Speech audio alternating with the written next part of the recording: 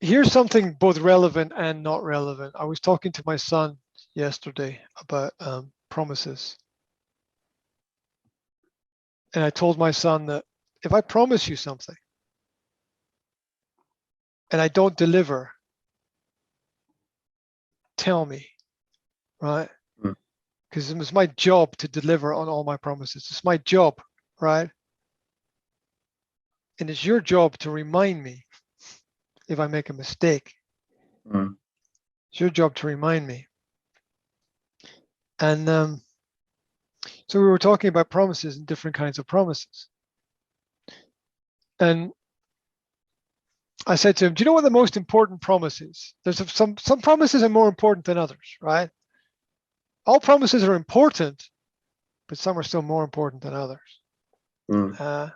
The little promises are very, very, very important and just as important as the big promises. But most important promise that you'll ever make in your life, it's that vow, which is another word for pledge or promise. It's the marriage Mm. vow. It's the marriage promise when people get married, right? Um, to have and to hold for richer or poorer in sickness and in health until death us do part. Mm. Until death. Now, whose death? Right? I was talking. It's a little thing. Whose death? I'm like, well, and my son is like, well, if I marry somebody and they die, I can marry someone else, right? It's logical thinking. I get it, but I said, okay, that promise until death. Whose death? I said, not your partner's death. Your death. Mm. Your promise is about your death. Your death. That's what you have responsibility for. It's Mm. your life is under your control. It's your promise about your death. So when you promise until death us do part, when you marry somebody, you promise to be with them until you die, not until they die. Mm. Right? If they die, you're still with them until you die. And my son is like, oh, I get it now. I said, yeah, it's important. It matters. You don't just get to wipe the slate clean and start again. Mm. Right? You don't get to you don't get to do that. No, it matters. Right? You be sure when you make your promise that you make the right promise. Right? No going back. There's no going back. Right.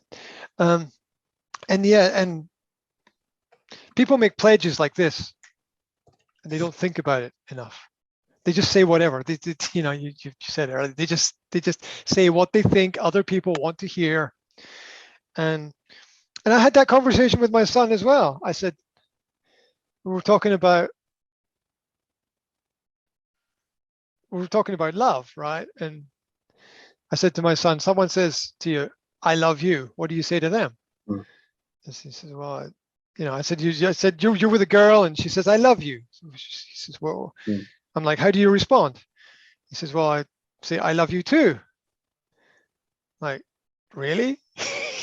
Mm. Really? Is that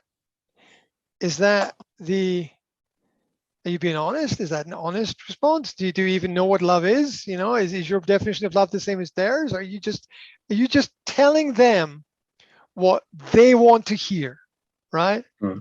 Because if you're just telling them what they want to hear, you're not being honest. Not being honest. And my son is like, I get it. No, gotta have these. Nobody has the important conversations with their kids anymore, right? Everybody's waiting for somebody else to teach their kids. It's not Mm. going to happen. It's not going to happen, right? This I love you too. And nobody has any idea what anybody is talking about. Nobody has any clue what's going on, right? It's like two space people adrift in space, just floating around. No idea, no control. Okay. Anyway,